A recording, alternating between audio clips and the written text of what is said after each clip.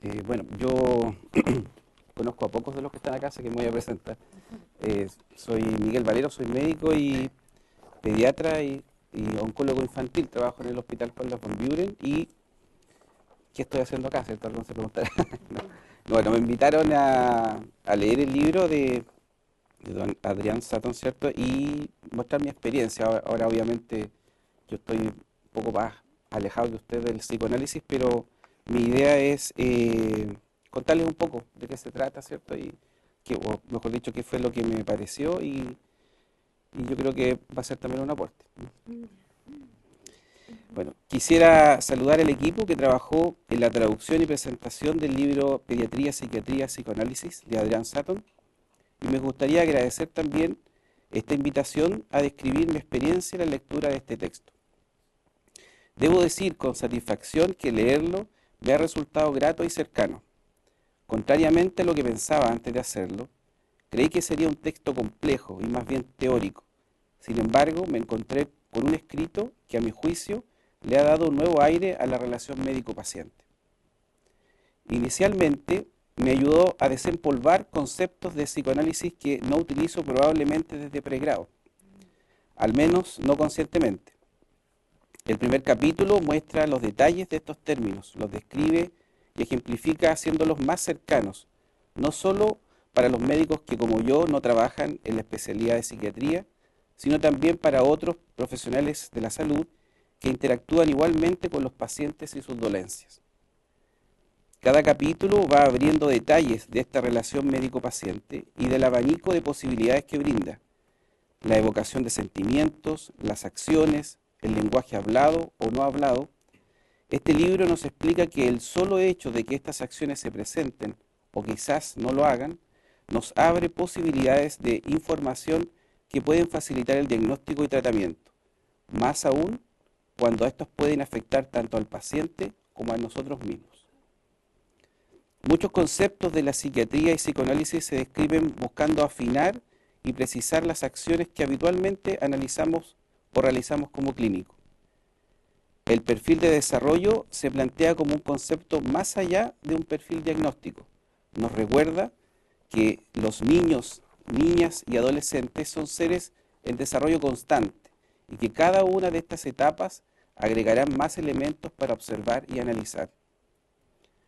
También nos explica que el funcionamiento mental se verá siempre afectado por el estado somático del paciente, que este estado variará también día a día en conformidad a estos cambios, siendo así el trabajo terapéutico un proceso dinámico y que debe considerarse en la interacción entre los pacientes y nosotros. Nada de esto sigue una norma o estructura rígida. Es amplio el rango de pensamientos y sentimientos que se producen en estas interacciones.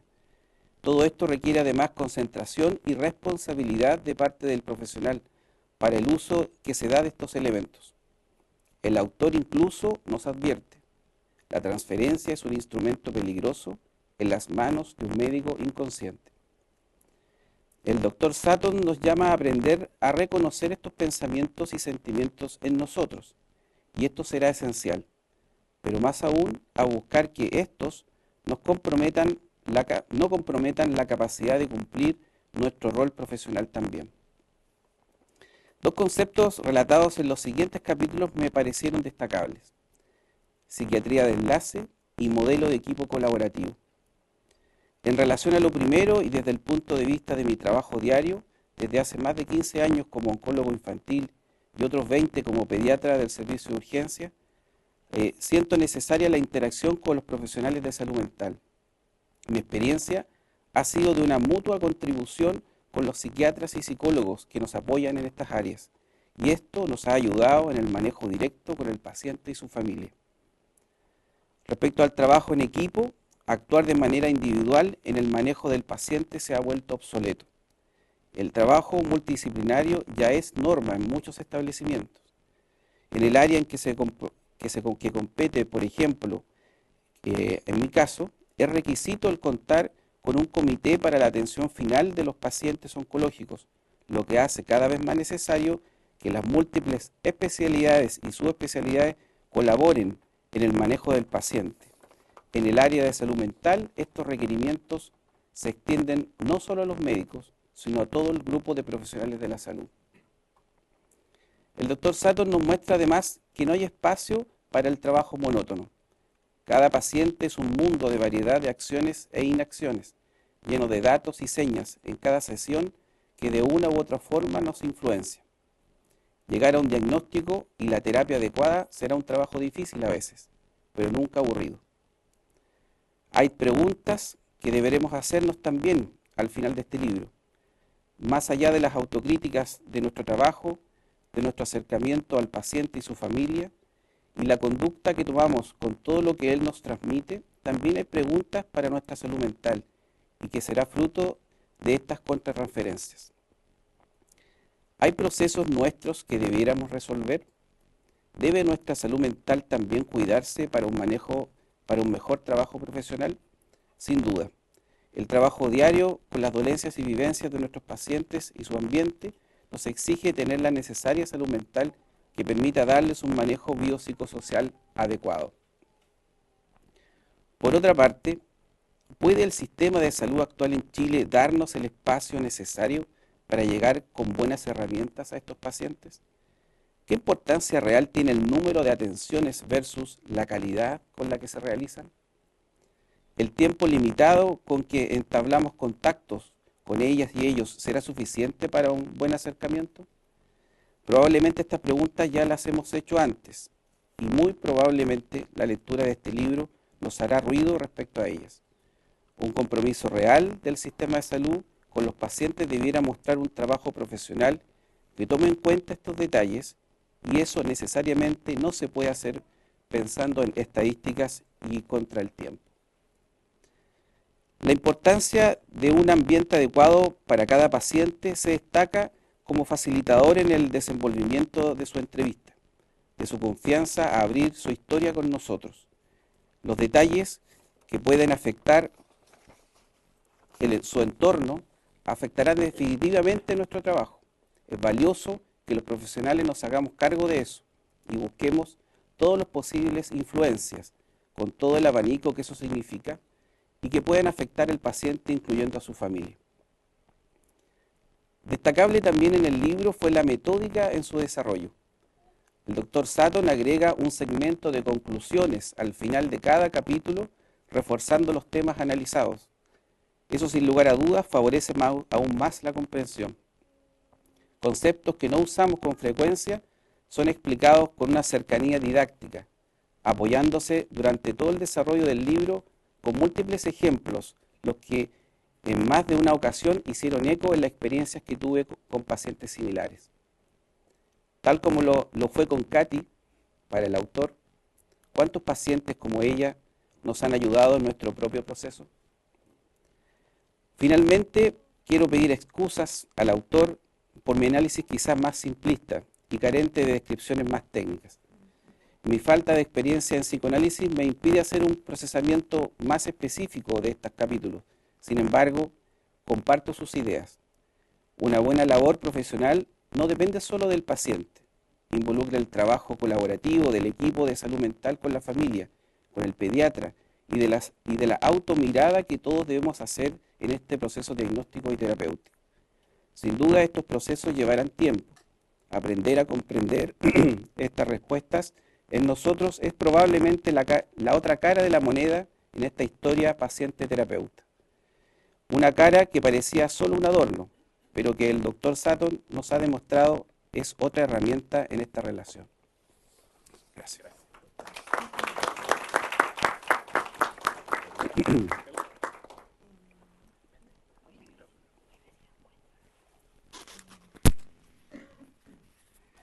Bueno, primero que nada, darle las gracias a Laura mientras Clarita busca su comentario y a Miguel.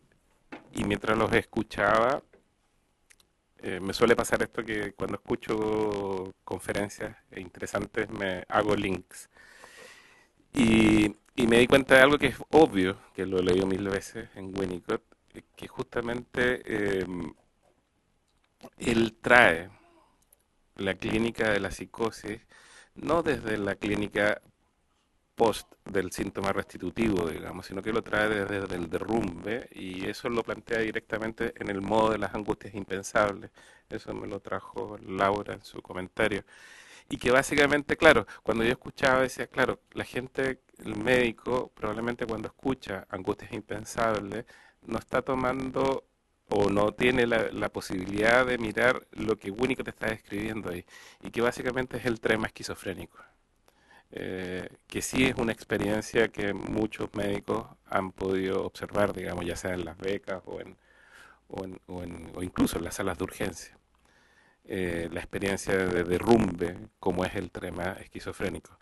Lo que genera que el modelo winnicottiano permita esta posibilidad del encuentro en la clínica y clínico hospitalario entre el psicoanálisis y la medicina física, digámoslo así, si es que pudiera hacerse una división así tan radical. Eh, es interesante poder pensar esto, cómo este libro entrega un puente importante. Eso, les dejo a Clarita. Gracias. Me voy a presentar también porque tampoco conozco a muchas personas acá. Yo soy Clara Ramaciotti. Colaboré, como dijo Rodrigo, al principio de la traducción de este libro. Y preparé también un comentario mucho más breve de lo que ya han leído. Em, Primero, agradecer a la invitación de Rodrigo a este lanzamiento. Ha sido muy emocionante ver este libro finalmente impreso y ya publicado. Yo tuve la oportunidad de colaborar con esta traducción en el año 2019, cuando aún estaba terminando la universidad y poco sabía en ese momento de psicoterapia infanto-juvenil, que es a lo que me dedico hoy en día. Em, pero me encontraba realizando en ese momento mi práctica en el Instituto Nacional del Cáncer, entonces este libro fue muy cercano a la experiencia que yo tuve en ese momento. Em, Hoy sí me dedico a oncología pediátrica en el área de rehabilitación y mientras revisaba nuevamente el libro para esta presentación, me he ido encontrando con elementos que han sido muy ilustrativos y muy enriquecedores para considerar en el trabajo clínico con pacientes oncológicos pediátricos y con niños y niñas en general que estén atravesando enfermedades complejas.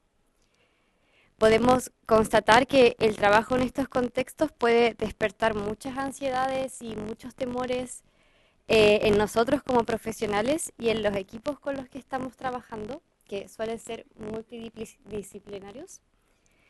Y me parece muy valiosa y oportuna la visión que ofrece el autor al invitar a tolerar la incertidumbre, invitar a tolerar este lugar de no saber siempre qué está ocurriendo o cómo proceder. Y con esto dejar un espacio más abierto también y disponible para comprender la vivencia de los niños y niñas con los que estamos trabajando y adaptarnos a sus necesidades. Todos los días en el trabajo con pacientes pediátricos nos encontramos con casos de difícil manejo, con familias y padres que están muy ansiosos y con ansiedades muy esperables al tratamiento y al diagnóstico oncológico, que es absolutamente normal que eso ocurra. Y con muchas expectativas que son depositadas en el equipo tratante y que de alguna manera nos vemos como obligados a manejar. Y para esto la invitación a reconocer la contratransferencia y evitar actuarla me parece muy relevante para evitar así que las intervenciones, para evitar así intervenciones que puedan no estar contribuyendo al proceso terapéutico de los niños, y a conocer cuáles son nuestros límites también como profesionales dentro de la vida de los pacientes.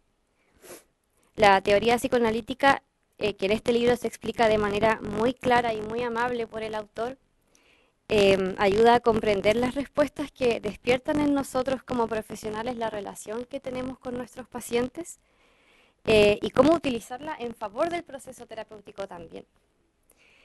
Y finalmente considero que la calidez con la que está escrito este libro refleja también el trato digno hacia las familias, hacia los niños y niñas que expresa el doctor Adrian Sutton, y que creo que eso es algo que sin duda de lo cual sin duda podemos continuar aprendiendo. Muchas gracias. Bueno, la idea ahora es que tenemos un espacio para conversar. Si quieren preguntar algo, comentar algo, si han leído el libro, si quieren decir algo, tirar tomates, es el minuto. Es el minuto.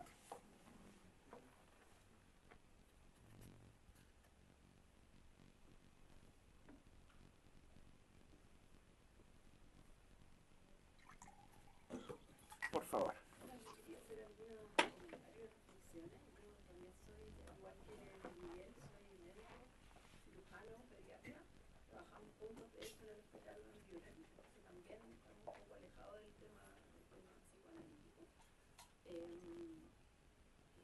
¿Te puedes presentar?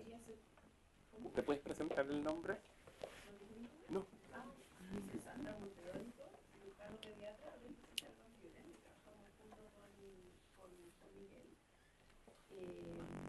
Bueno, y es una reflexión como desde la experiencia. Yo tengo casi 30 años de médico y la verdad es que estaba pensando a medida que ustedes presentaban lo que los comentarios del libro, que cuando yo estudié medicina en el pregrado, o sea, era absolutamente escindida la parte orgánica física y la parte psicológica. O sea, eran cosas que no se mezclaban. Absolutamente no se mezclaban, y claro, y uno en la práctica profesional después se da cuenta que son cosas que están absolutamente entrelazadas, imbricadas, absolutamente. Eso por un lado. Y ojalá que actualmente en la escuela de medicina eso, se logre, digamos, hacer ese enlace, digamos, que es absolutamente necesario.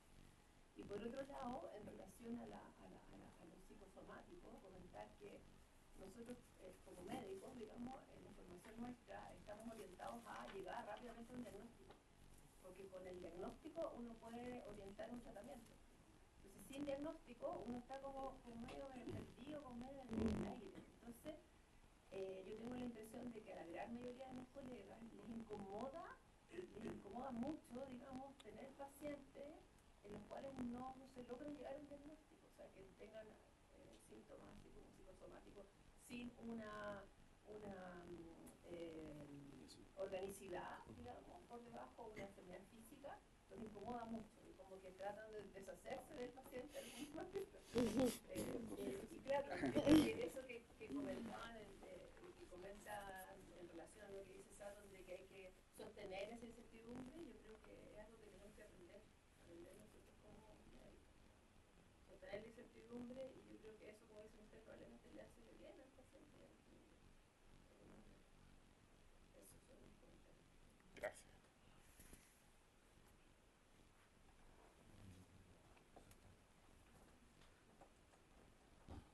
Sí, yo un comentario cortito. A mí me toca como estar en dos partes respecto a este libro, por un lado desde Pólvora editorial de trabajo, pero también como psicólogo. Claro, hace algún tiempo, con un grupo de otros psicólogos de orientación psicoanalítica, venimos trabajando en una fundación con bebés prematuros. Y yo le llamo así, ¿no? Como que nos hacemos un poquito cargo de los efectos de la sobrevida. O sea, en algún punto, claro, entramos a un campo donde siempre estamos en el borde, yo diría, entre la vida y la muerte, tratando de pesquisar de forma muy temprana qué es lo que podría estar vinculado a salud mental o por los equipos de neonatología con los que trabajamos. Salud mental en realidad en hospitales no existe, uno podría decir. Es muy difícil que haya equipos en este tipo de contextos que acompañen no solamente a las madres, que en su mayoría han sufrido de parto y procesos de gestación bastante complejos, sino que también tratar de pensar cuáles son los posibles efectos que tiene, por ejemplo, la hospitalización temprana en bebés prematuros, en términos de retraimiento o posibles indicadores de autismo, uno podría pensar. Entonces, a mí en ese sentido este libro, y por eso agradezco también a quienes trabajaron en él,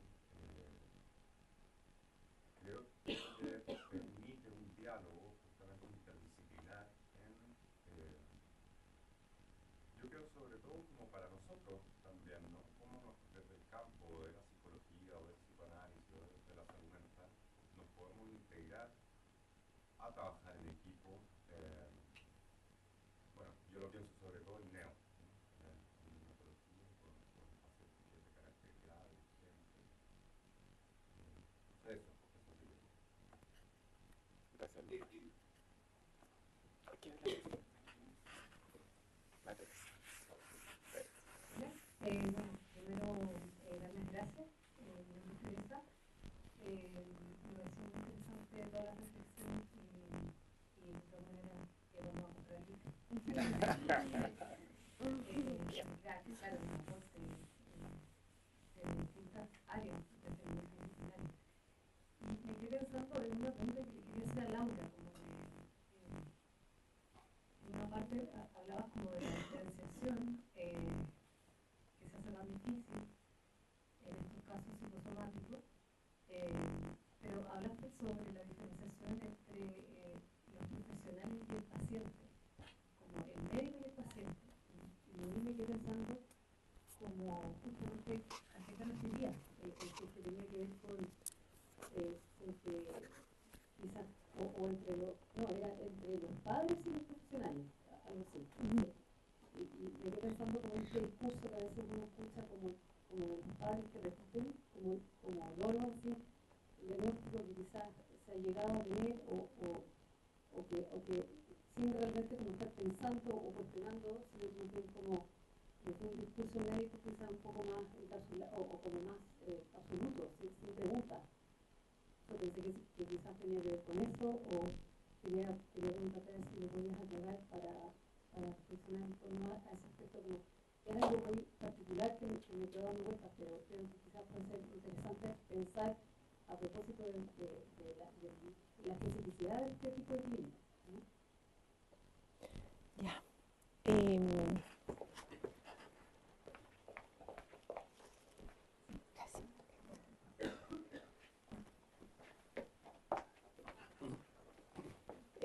Claro, a mí también me llamó la atención usar el concepto en ese sentido, porque siempre lo entendemos como el proceso de diferenciación del niño a medida que crece con respecto a sus padres.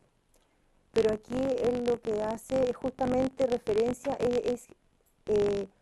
a ocultar una identificación y un riesgo de fusión donde hagan que se oculten las diferencias que son necesarias para la comprensión del caso, tanto las vivencias de los padres, subjetivas, por así decir, respecto de lo que ocurre con sus hijos, como el esfuerzo médico por entender desde el punto de vista físico.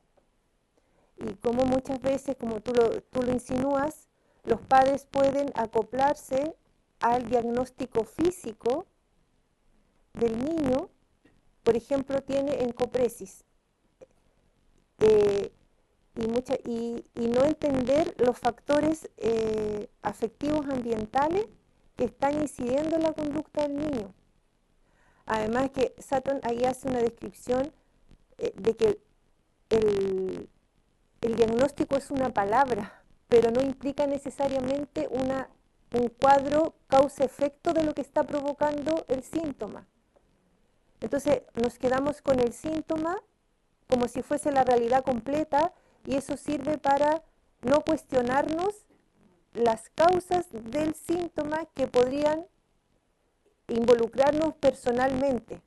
En el caso de los padres, por ejemplo, el tema de la falla de sostén o de la angustia, porque hablaban de casos de estitiquez donde se llegaba a la oferta de operación en el intestino y resulta que trabajando se veía que la ansiedad de los padres respecto de la función de la defecación del niño estaba asociada a una serie de fantasías ligadas a experiencias dolorosas familiares no habladas.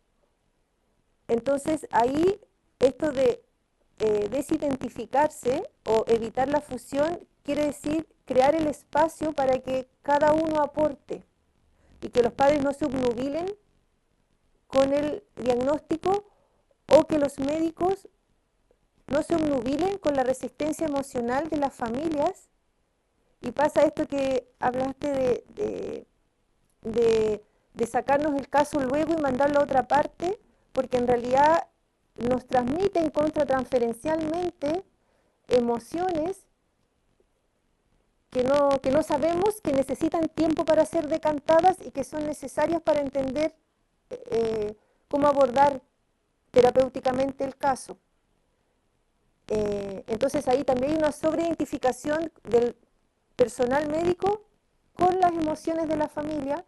Entonces nos angustiamos y ahí está la actuación de la transferencia o de la contratransferencia, que es deshacernos del caso sin haber dado espacio a quizás tomar esto que es más original de cada persona y que toma tiempo, que es lo que decía Miguel. ¿Cómo lo hacemos entre la estadística y los números? ¿Cierto? Y los cambios a veces de personal, esto de tener una continuidad. Por eso el modelo de medicina familiar busca eso, ¿no es cierto? Que los médicos conozcan a sus pacientes a lo largo de su vida, porque eso ayuda mucho, justamente a desidentificar o a diferenciar.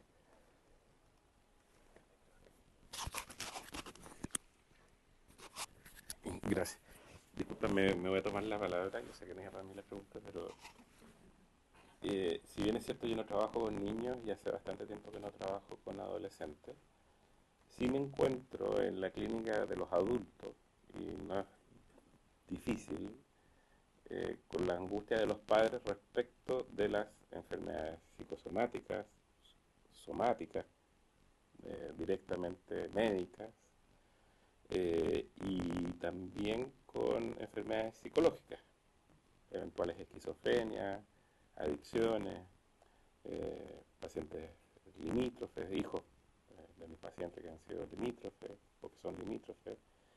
Cuando aparece la enfermedad en un miembro de la familia, en alguien de la familia, en cualquiera de sus dimensiones, eso tiene un impacto en la familia, en los padres,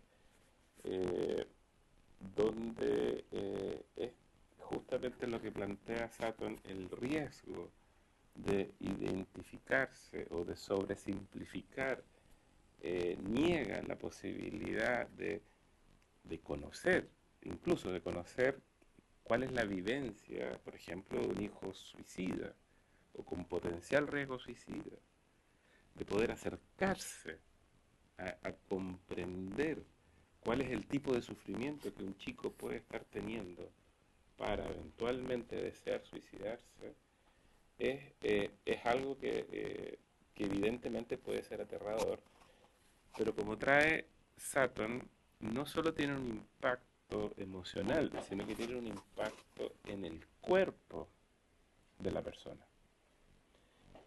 La contratransferencia no solo es entendida en Sutton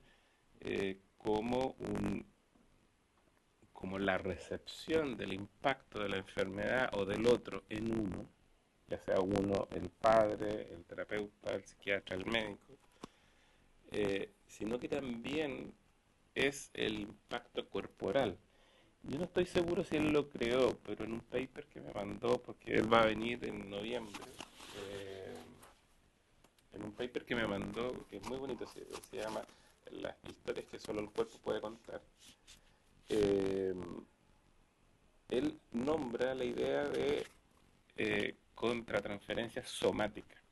O sea, es el cuerpo donde habita la contratransferencia, y el soma particularmente, porque no ocupa body, ocupa la palabra somática. Esa diferenciación no es menor porque es una puerta. La diferencia para nosotros, para los psicólogos, los psicoanalistas, entre soma y cuerpo, radica básicamente en poder entender si estamos hablando de neurosis o de psicosis. O sea, si hay un proceso del orden simbólico, que sería el cuerpo, o sea, un cuerpo ya integrado mentalmente, o del orden psicótico, de angustias psicóticas, de aniquilamiento, donde el cuerpo todavía no ha logrado ser integrado, por así decirlo, a la red simbólica. Entonces, él, justamente con ese tipo de conceptos y no solo de conceptos, sino de cómo él los pone a operar en la práctica y en la clínica, permite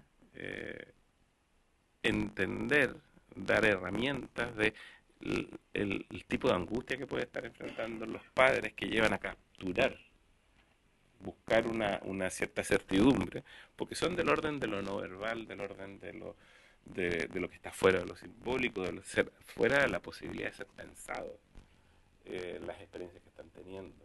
Entonces, la posibilidad de acompañar a un padre a que sostenga esa, eh, esa angustia y pueda ir recurriendo a las propias herramientas, porque probablemente, yo creo que desde la medicina debe verlo así, o sea, por lo menos yo creo que finalmente los padres son los que mejor conocen el historial clínico de los niños y de sus hijos, digamos. Eh, Poder recurrir a ese tipo de experiencias justamente si es que está siendo sostenida su angustia. Si no está siendo sostenida su angustia, lo que va a ocurrir es que va a buscar capturar algo, esa identificación que traía Laura. Entonces, el valor de poder hacer esa diferenciación, de poder sostenerla, más que hacer la diferenciación, poder sostener el no capturar un concepto, una palabra, un diagnóstico, como con una certeza que, bueno, que puede ser la fantasía salvadora de la vida de tu hijo. Entonces, es un territorio que Sutton describe muy bien en este libro. Describe y abre la puerta, y me parece que él tiene un modo clínico y un modo teórico que yo no llamaría psicoanálisis aplicado. O sea, los psicoanalistas somos muy dados a pensar, y yo me incluyo, que psicoanálisis es lo que se hace en el diván 4 veces por semana, al Freud, a lo que aprendió uno en el Instituto de Psicoanálisis, y que todo el resto es psicoanálisis aplicado. No, aquí yo veo psicoanálisis operando, de un modo que yo desconocía antes de leer el libro. Y esa es para mí es el valor de lo que trae Sutton. Respecto, perdona, me extendí.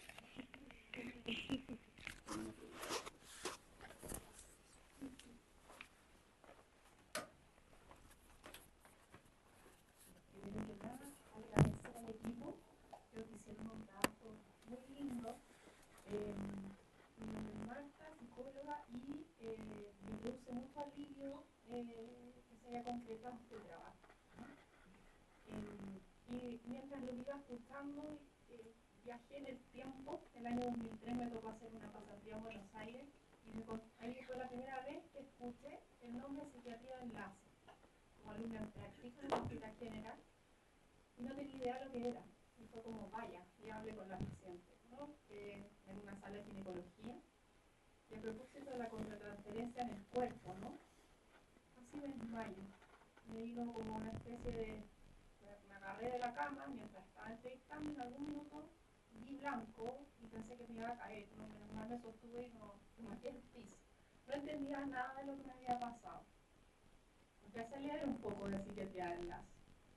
Bueno, inicié mi práctica clínica más en lo privado al principio, docencia, y después de un par de años entré al hospital Gustavo Frick el año 2018, ya más vieja, a nivel unidad en psiquiatría infanto-juvenil, trabajando con adolescentes, y ya con una comprensión psicoanalítica un poco más avanzada en mi práctica profesional.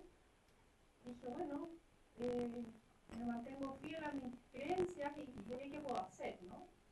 En un equipo donde poco había de comprensión psicoanalítica, más enfoque psicosocial, sistémico, cognitivo-conductual, y aquí el desafío es, bueno, al menos poder pensar, escuchar. Y mi primer año estuvo destinado mayoritariamente a trabajar como psiquiatría de enlace para el servicio de pediatría. Y por supuesto, el enfoque propuesto era modelo de intervención en crisis. Nada más hay que hacer que sostener y dar de alta lo más rápidamente posible en la eventualidad que fueran pacientes, entraran por servicio de urgencia por salud mental, o también me tocaba acompañar pacientes de pediatría, UCI pediátrica, no necesariamente oncología porque eso estaba más votado. Y ahí Rodrigo, el paciente, me habla y me dice, tienes que leer Aldous Sutton.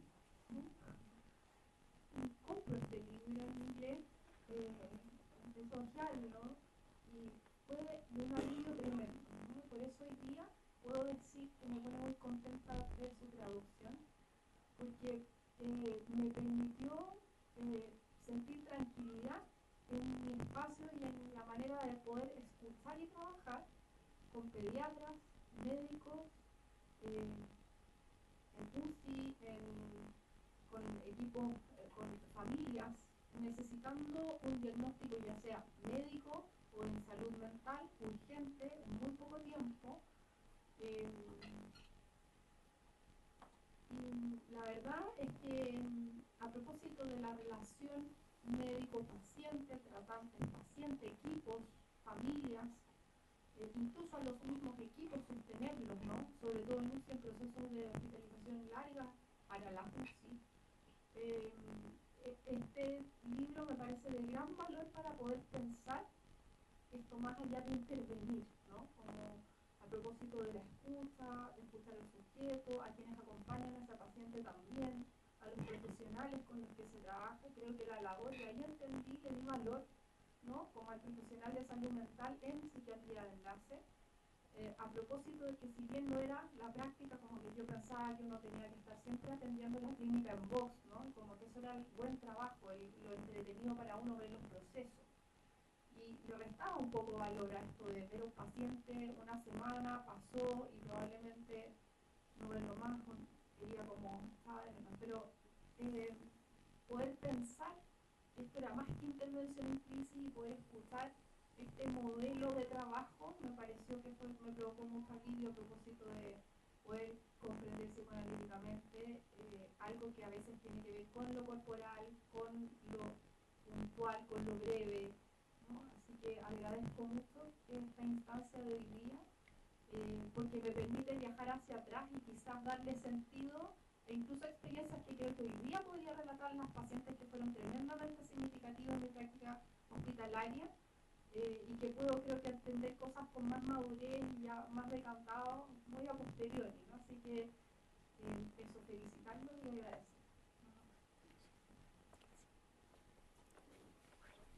Hola, mi nombre es Claudia, soy psicóloga y quería hacer una pregunta así como más conceptual. Cuando estaba hablando de Laura en la presentación, se hablaba de, en el fondo, que lo psicosomático es un mecanismo psicótico. ¿Ya? Y este mecanismo psicótico desde el autor se plantea como la descripción. ¿Sí? Y ahí me hace un poquito de ruido y quería como entender un poquito más, si me podría explicar la verdad,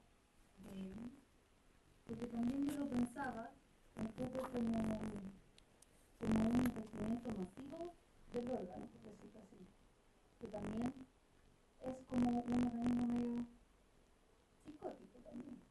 Entonces quería saber si había como una asociación posible, como entenderme un poquito más.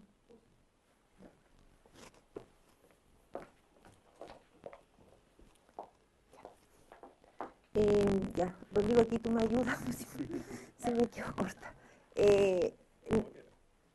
No, lo que yo puedo decir, a mí también me hace ruido esa definición, y por eso la puse, porque bueno, la he leído hace muchos años, pero es como impactante pensar que dentro de lo psicosomático, que es tan común, haya algo tan extraño como lo psicótico, desde el punto de vista del sentido común. Porque desde el psicoanálisis todos sabemos que todos tenemos una fase esquizoparanoide donde lo psicótico ha estado en nosotros. Y, y además, bueno, eso. Y en el fondo, pero a donde yo hago la precisión conceptual, es que lo psicótico viene de las angustias de derrumbe que están a la base. Y los mecanismos, hay una cobertura una cubierta de mecanismos neuróticos que te hacen funcionar neuróticamente, y esto te hace pensar en que la psiquis tiene como distintos registros de funcionamiento. Uno puede funcionar neuróticamente en algo y psicóticamente en otro, pero lo psicótico para mí esclarecedor es en la calidad de la cualidad de la angustia, y en la descripción de los casos se ven, porque esa angustia de derrumbe, de vacío, de muerte, de aniquilación, son las que emergen cuando se empieza a producir la apertura de lo que implica el síntoma. Entonces, ahora lo que tú dices, un investimiento masivo del órgano, bueno, él lo describe como no hay represión, no hay proyección, eso quiere decir que no alcanza a ver representación de lo que tú estás viviendo desde el self. No es experiencia, es vivencia. Entonces, esa vivencia que aún así está en alguna parte se coloca en el órgano, pero no pasa por el filtro de la palabra, ni siquiera de la imagen. Por eso que el trabajo que hace Sutton con el personaje, que es un personaje que se inventa y que pasea por los órganos del cuerpo, lo que está haciendo es ir poniendo en imagen y luego eventualmente en palabras lo que hay ahí. Pero igual lo que es el investimiento masivo del órgano, preferiría tú, Rodrigo, que me ayudaras, porque...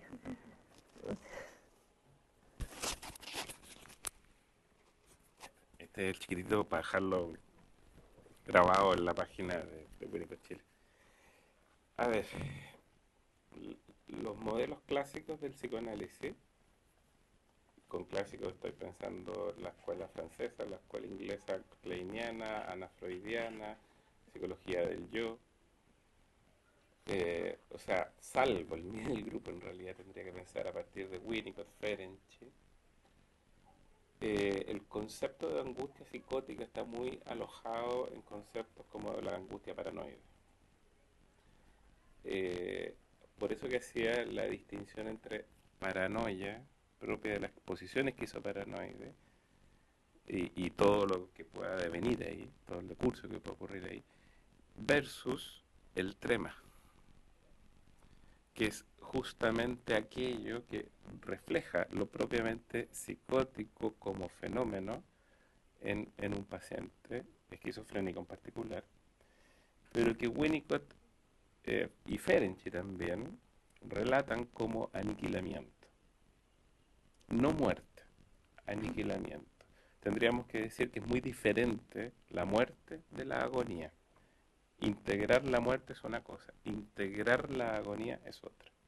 Y más aún cuando estamos hablando en el territorio psíquico. Entonces, ¿por qué digo eso? Porque lo que Sutton describe son angustias de ese orden. Por eso que está hablando de psicosis. Y es eyectado porque no ha sido sostenido por el ambiente. Es el ambiente el que termina eyectando dicha angustia por alguna razón específica, digamos, propia de la configuración de esa familia o de esa sociedad, digamos, sea familia, sea un lugar de trabajo, sea hospital, sea lo que sea el lugar. Probablemente algo del orden de lo traumático ha ocurrido ahí. Estamos hablando de una fractura del sostén. Y esa fractura es lo que eyecta la posibilidad de que dicha angustia sea tramitada como algo del orden de lo simbólico, de lo neurótico. Ahora, aquí voy a recurrir a Ferenczi. Él no lo nombra, pero yo soy también experto en Ferenczi. Y Ferenczi tiene un concepto que es muy bonito, muy antiguo, por lo tanto no habla de psicosomática. Él habla de neurosis de órgano. No existía el concepto de psicosomática cuando él escribe ese paper. Y cuando escribe ese paper, lo que me sirve a mí para entender la idea de neurosis de órgano es que ahí yo lo vinculo como, entonces toda esa investidura de órgano que tú describes, yo estoy de acuerdo contigo, que son intentos de ligadura en el cuerpo, son intentos de elaboración en el cuerpo, en el soma, no en el cuerpo, en el soma, son intentos del paciente de buscar un sostén de órgano. ¿Qué quiero decir con eso, con la idea de sostén de órgano? Que esa es mía. Quiero decir que de alguna manera el paciente sabe de la angustia que está padeciendo, la padece y busca desesperadamente con los escasos recursos que tiene un intento de sanación. Sabe que eso tiene que ver con el sostén que le puede ofrecer el ambiente, pero no está buscando un sostén de su existencia, sino que se focaliza en un órgano. Entonces, la idea de búsqueda de sostén de órgano mantiene al paciente en permanente, y esto yo creo que sobre todo en medicina en adultos, se ve una sintomatología que está recorriendo distintos órganos permanentemente y que muchas veces se transforman en pacientes odiosos para los médicos, para los hospitales, para el sistema. ¿Por qué? Porque el padecimiento de ellos tiene que ver con un orden mucho más primario de buscar un sostén ambiental de lo que Winnicott llama su existencia, pero que no logran tramitar si no es solo a través de la enfermedad de órgano, el sostén de órgano y el daño de órgano, porque psicosomática se tiende a pensar como algo solo del orden de los psicóticos, porque está la escuela francesa que plantea que lo psicótico en lo psicosomático es el hecho de que hay un mecanismo, como tú decías, y por eso que quise intervenir, porque no es un mecanismo, es una desesperada búsqueda de cura por una angustia de orden psicótico, que es otra cosa. Pero no hay mecanismos operando, hay desesperación operando, hay sobrevivencia operando.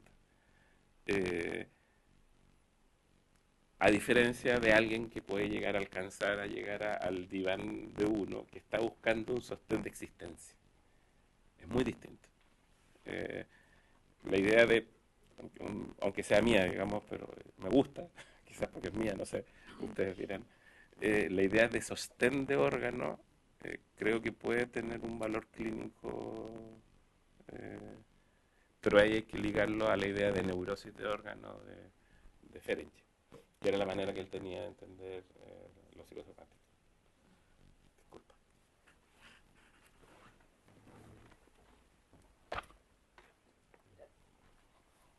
Hola, yo soy Francisca Rojas, soy psicóloga.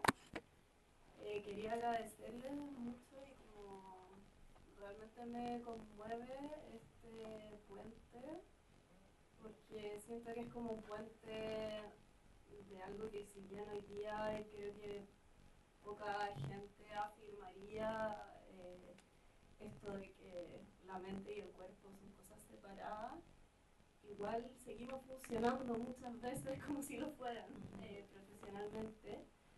Y bueno, como en lo profesional me ha tocado en muchas ocasiones trabajar con papás, con adultos, con adolescentes que necesitan como que uno los ayude a construir ese puente entre lo que les dijeron, cómo les llegó, como uno hacer a veces como ese vínculo incluso con los psiquiatras o como otros ámbitos médicos.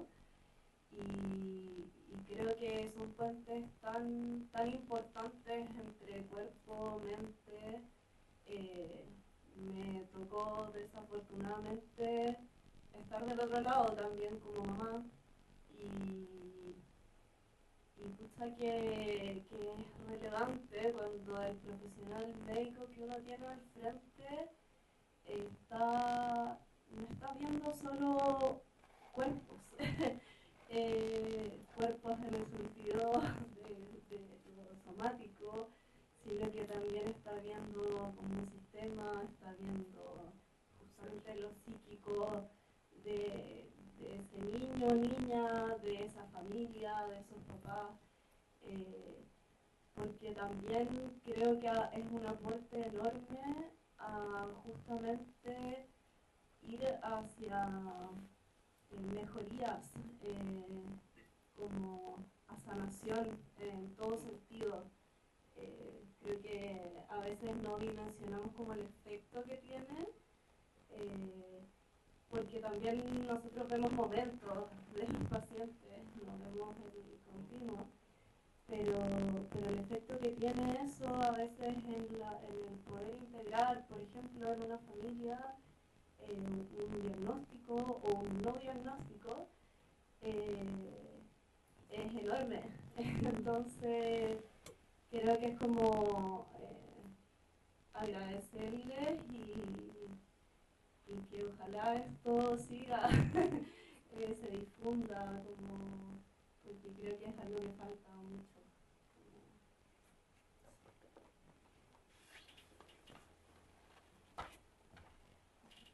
La última palabrita.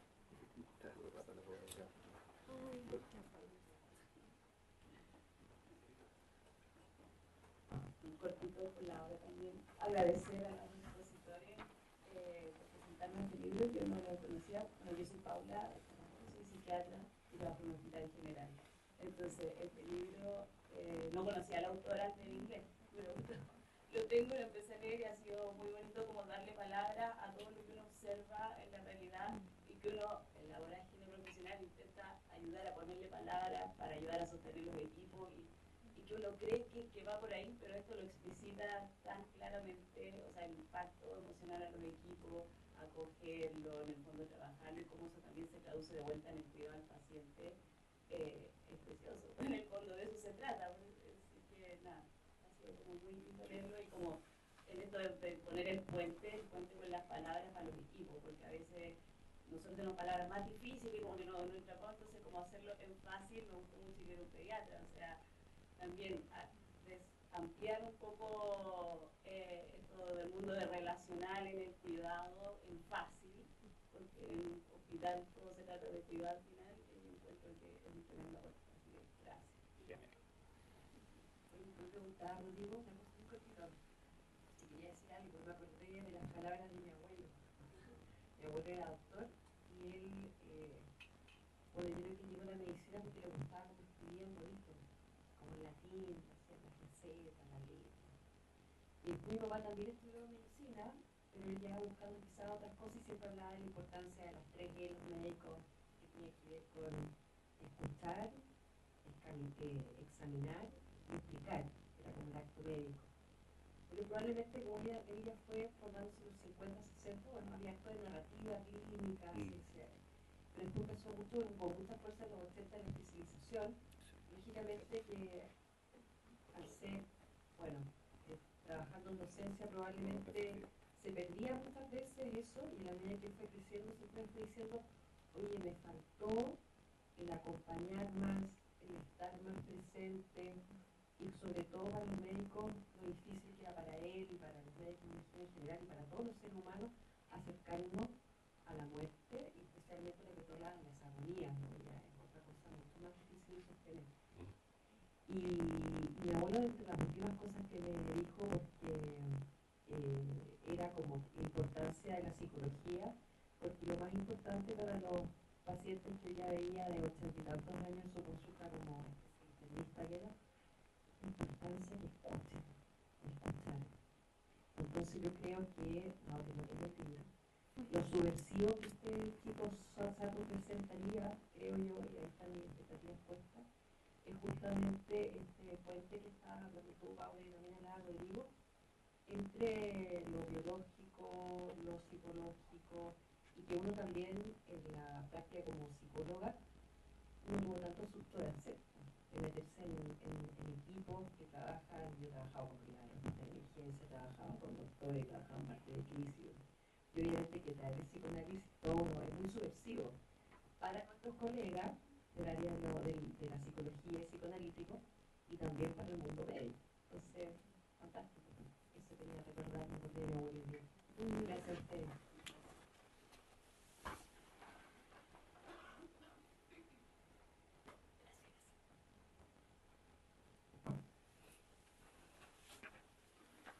Bueno, no sé si quieres decir algo, Miguel, algo, Laura. Clarita. Bueno, sí, primero agradecer, porque bueno, me gustan estos comentarios, la verdad.